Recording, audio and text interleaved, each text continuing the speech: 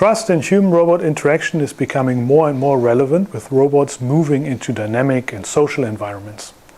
We can see that, for example, with collaborative robots in industrial settings or with social robots in care or educational contexts like museums. Trust becomes important because it determines the success of the deployment of the robotic system.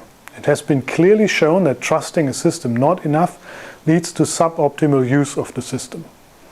Trusting the system too much, on the other hand, can have hazardous consequences both for material or even human lives.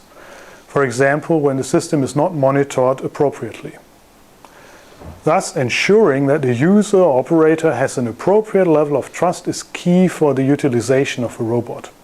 The challenges are now twofold. We do not know how to measure trust in the interaction, for example, by observing the user. And we do not know how we can manipulate trust in the interaction. In the following, we are going to present two studies that look into these two aspects. Trust is a multidimensional concept based on characteristics of the task, the environment, the human operator and the robot. Current trust measures are though mostly post-hoc questionnaires that measure the subjective impression of the user's trust towards the robot. While this can serve as a kind of ground truth, it does not help us to regulate trust in an ongoing interaction. Instead, we need to be able to correlate observable interaction behavior to the user's trust level in order to prevent over or under trust in the system. Potential trust indicators are, for example, body postures and movements or physiological measures like GSR or heart rate variability. In our experiments on close proximity collaboration, we are controlling most of the above-mentioned characteristics to be able to relate trust measurements and observable behavior.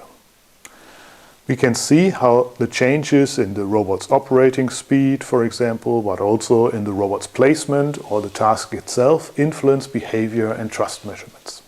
One additional challenge is that we do not know yet which behavior of the robot or which type of error breaks trust. So in another series of experiments, we started to look into the elicitation of specific levels of trust.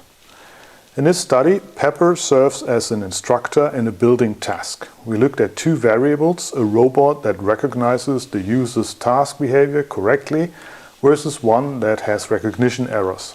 The second variable was a robot that gave correct instructions versus one that gave incorrect instructions.